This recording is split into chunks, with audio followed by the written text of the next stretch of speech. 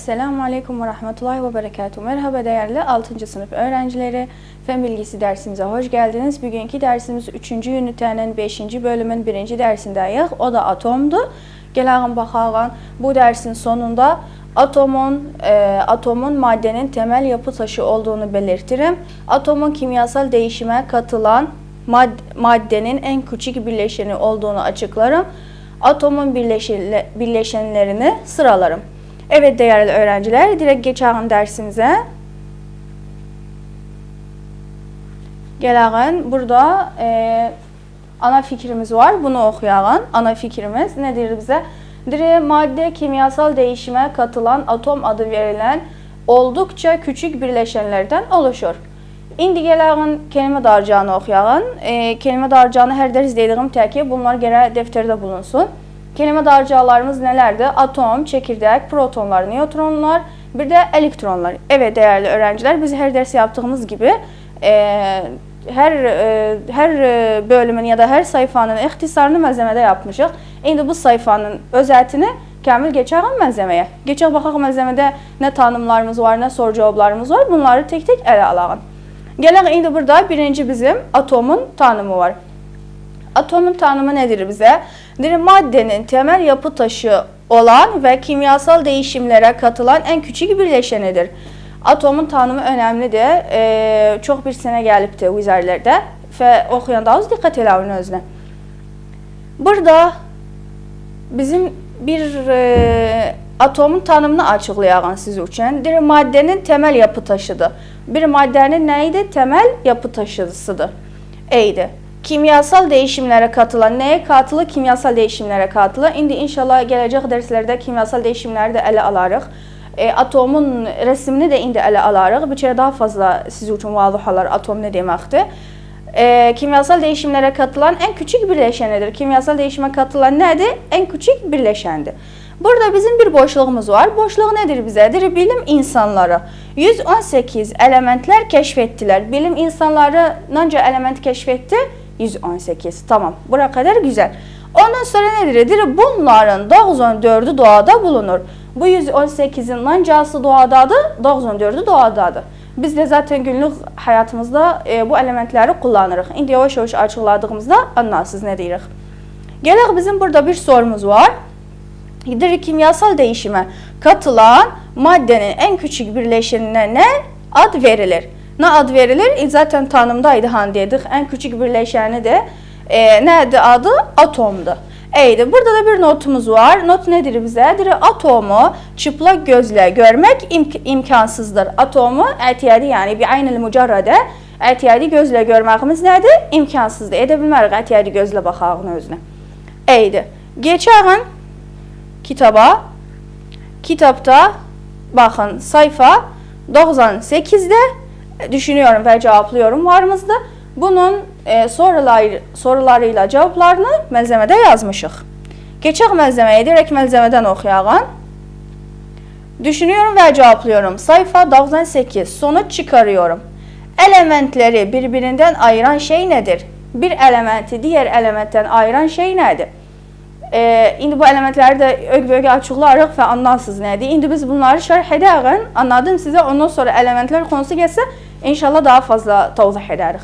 Elementləri birbirindən ayıran şey nədir? Cavab, hacim, şekil və kütlə elementləri birbirindən ayırır. Həcmi, şekli, kütləsi elementləri birbirindən ayırır. Yəni, heç birisinin kütləsi, həcmi, şekli bir-birinə bənzər deyil. Eydi. Eleştiriler düşüncəyə gələk.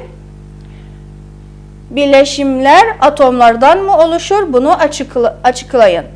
Cevabımız evet. Birleşikler atomlardan oluşur. Çünkü farklı atomların bağlanmasıyla oluşurlar. Birleşenlerimiz de var. Aynen inşallah bunları da gelecek derslerde alarıq. Birleşenler neyle oluşur? Farklı atomlardan oluşur. Yani her iki farklı atomu getirsen, birleştirsen bana bir tek yeni atom verir. Ve o zaman birleşenler neyden oluşur? Atomlardan oluşur. Evet değerli öğrenciler, kitapta sayfa 98'i açıkladık. Geçelim sayfa 99'a. Sayfa 99'a geçelim. Dönək malzememize. Buradan bu boşluqdan sayfa 99 başlayır bizdə. Bu boşluq bir sene üzərində gəlmiş idi. Deyirdi boşluq maddenin en küçük birləşənidir. Cavab nədir? Atomdur. Zaten bu atomun tanımında da var. İndi gələn burada bir sorumuz vardır. Atom nələrdən oluşur? Cavab çekirdek ve elektronlardan oluşur. İndi rəsmlə çekirdeklə elektronu daha fazla açıqlarım siz üçün inşallah. Bəs öncə bu tanımları ələ alağan. Çekirdek nedir bizədir? Atomun mərkəzində yer alır. Yükü pozitiftir. Yükü nədir? Çekirdekin yükü pozitiftir. İki türlü tanecikten oluşur. Bunlar protonlar, bir de nötronlardır. Çekirdek atomun mərkəzində yer alır. Çekirdek atomun harasındadır? Mərkəzindədir, yer alır. Yükü də pozitiftir. Yükü də pozitiftir. İki tanecikləri vardır. O da nədir? Protonla nötrondur. İndi gələyim protonla nötronu ələ alağım. Baxaq protonla nötron nədir bizə? Ondan əvvəl bir sorumuz var. Diri çekirdek nelerden oluşur? Bu sizin için boşluk gelebilir. Mesela diğer çekirdek boşluk ve boşluktan oluşur. Sen cevap ne yazarsan diyesen protonlar bir de nötronlar. Geçen protonların tanımını ele alağım. Protonlar pozitif yüklü taneciklerdir. Kütlesi büyüktür ve P harfi ile gösterilir. Protonlar nedir? Pozitif yüklü taneciklerdir. Kütlesi de büyüktür. Ne ile gösterilir? P harfi ile gösterilir. Yani gerek yoktu mesela resimde. Gerek yoktu yazarsan proton. Ne desen yazarsan P, üstünde artı işareti koyasan, pozitif koyasan. İhtisarı ne desen. Eydi. Nötronlar yüksüz taneciklerdir. Kütlesi protondan az miktarda fazlalık gösterir ve N harfi ile gösterilir. Nötronlar nədir? Yüksüz taneciklərdir. Tanecikləri yoxdur. Kütləsi də protondan biraz böyükdür. Bir də N harfi ilə göstərilir. Aynen dediyim təki rəsmdə nötron yazmayacaqsan, bəs yazarsan nə? Yükdə qoymasan özü üçün. Çünki yüksüz taneciklərdir. Elektronun tanımını da ələ alağın, sonra geçəğin rəsmimizə. Elektronun tanımı nədir bizədir? Negatif yüklü taneciklər olub. Çekirdek etrafında yüksek bir hızla dönerler. Kütlesi nötron ve piyotrona kıyasla çok daha küçüktür ve E harfi ile gösterilir. Negatif yüklü taneciklerdir. Şeyin etrafında, çekirdekin etrafında yüksek bir hızla dolanır. Kütlesi nötronla piyotrona kıyasla daha küçüktür, çok küçüktür. Bir de N harfi ile gösterilir, E harfi ile gösterilir. Resimde yazarsan yazarsan negatif işareti koyasan. Eydi. Burada bir sorumuz vardır. Elektron, proton ve nötronu kütlelerine göre sıralarım. Ne yazarsan cevap elektron, proton, sonra nötron. Geçelim kitaba. Bakın kitapta burada atomun resmi varımızda. Bu atomun resmidir. Bu atomun resmi önemlidir. Bu üzerinde gelebilir siz için. Sonra gelir siz için. Ne diyor size? Diğer atom modelini çiziniz. Neyi çiziniz? Atom modelini. Bu da atom modeli. Atom modelini dediği zaman çiziniz. Sen ne desen? Kalkasan bunu yapasan. Önce bu birinci daireni yapasan. Sonra gelirsen içinde bir ayrı küçük daire yapasan. Bazı kitaplarda bu küçük dairəyə çalar, bəzində yoxdur. Fənaqsi kitabda yox isə siz özünüz yanınızdan əlavə. Özü bu atomdur, birinci dairə. İkinci dairə, bu küçük dairə içə nədir? Baxın, bu burada atom yazılıb, bəs bu yanlışdır. Siz də yanınızdan kitabda düzəltin özünü. Bu nədir? Çekirdək.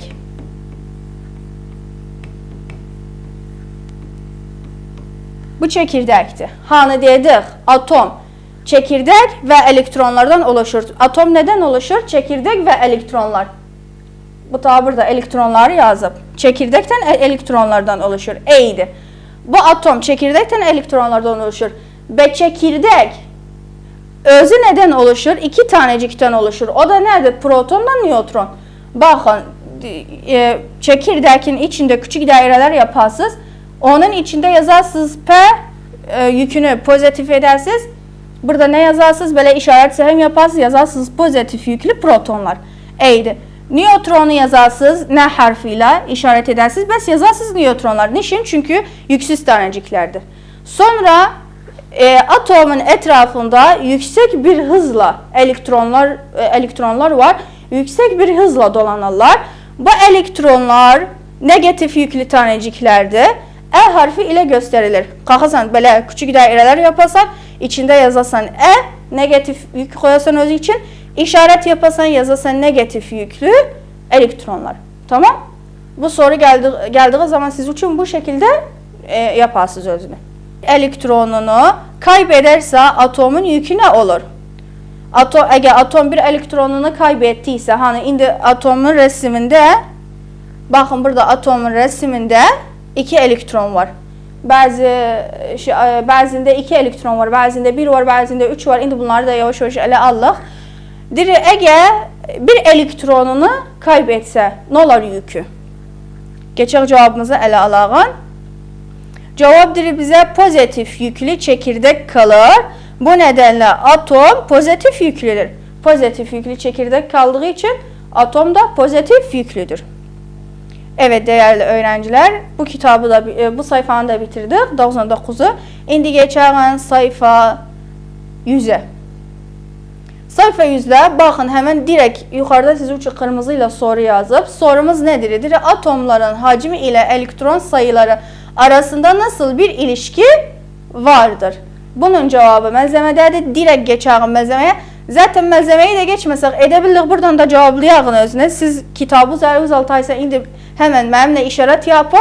Buradan birinci satır yok, ikinci yok, üçüncü satır noktadan sonra elektron buradan çekin.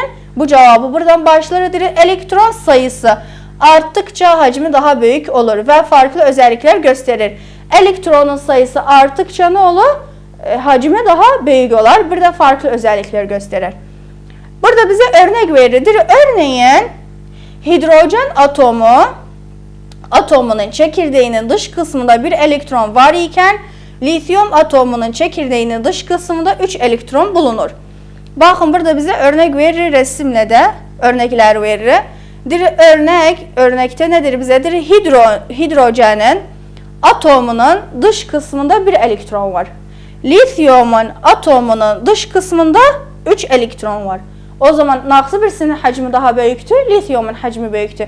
Niçin? Çünkü lityumun 3 elektronu var ama hidrojenin 1 elektronu var. Bunu mesela örnek diye versek size. Mesela deyək siz yaşınız 3'tür. 3 yaşındasınız. Yani ömrünüz 3 yaşındadır. Evdə sizden başka kardeşiniz ya bacınız var. O 1 yaşındadır. Hansı biriniz daha büyüksünüz? Tabii sen de daha büyüksən. Niçin? Çünkü sen 3 yaşındasan. Ama senden küçük olan kardeşin 1 yaşındadır. O senden uşaqdır. Ve siz için gelse mesela soru lityum mu yoksa hidrojen mi daha büyük? Deyəsən lityum daha büyük. Niçin? Çünkü lityumun 3 elektronu var dış kısmında. 3 elektronu var. Hidrojenin de dış kısmında 1 elektronu var. Bu sayfada sadece bu soru varımızdı. Geçelim indi. Düşünüyorum, cevaplıyorum sayfa 100. Geçelim direkt malzememize. Düşünüyorum, cevaplıyorum sayfa 100. Sonra çıkarıyorum. Hangisinin hacmi daha büyüktür? Lityum mu yoksa hidrojen mi? Cevabınızı açıklayınız. Şimdi biraz evvel şerh ettiğimizdeki dırnaqsının hacmi daha büyüktür. Lityumun yoksa hidrojenin? Cevabımızı ele alağın. Lityum. Çünkü sebebini yazağın. Çünkü hidrojen atomunun çekirdeğinin dış kısmında 1 elektron var iken lityum atomunun çekirdeğinin dış kısmında 3 elektron bulunur. Hidrojenin atomunun dış kısmında dedik neçə elektron var? 1 tane var. Bu yanda da lityumun atomunun dış kısmında neçə elektron var? 3 tane var. O zaman hansı birisi daha fazladır? 1'e yani 3'e? Tabii 3'e daha büyüktür hacmen. Niçin? Çünkü 3 elektronu var. Geçelim eleştiriler düşünceye. Nedir bize eleştiriler düşüncedir? Atomların hacimleri farklı mıdır? Neden? Yani atomların hacimleri farklıdır. Şimdi biz hani dedik hidrojen küçüktür, lityum büyüktür. Tamam? O zaman farklıdır hacimleri. Cevabınızı ele alaqdır. Evet farklıdır. Çünkü elektron sayısı arttıkça hacmi daha büyük olur. Farklıdır. Çünkü elektronun sayısı onca artsa onca hacmi büyük olur. Mesela geldiyse 4 elektron verdiyse bize, yani 5 elektron verdiyse o zaman o atomaça daha büyük olur. Evet değerli öğrenciler, bu sayfanı da bitirdik. Geçen sayfa 101'e. Burada neyimiz var? Ders tekrarımız var. Bu ders tekrarını çözmek için direkt geçelim malzememize. Soruyla cevapları Hepsini tek ele alağın. Ders tekrarı sayfa 101. Ana düşünce.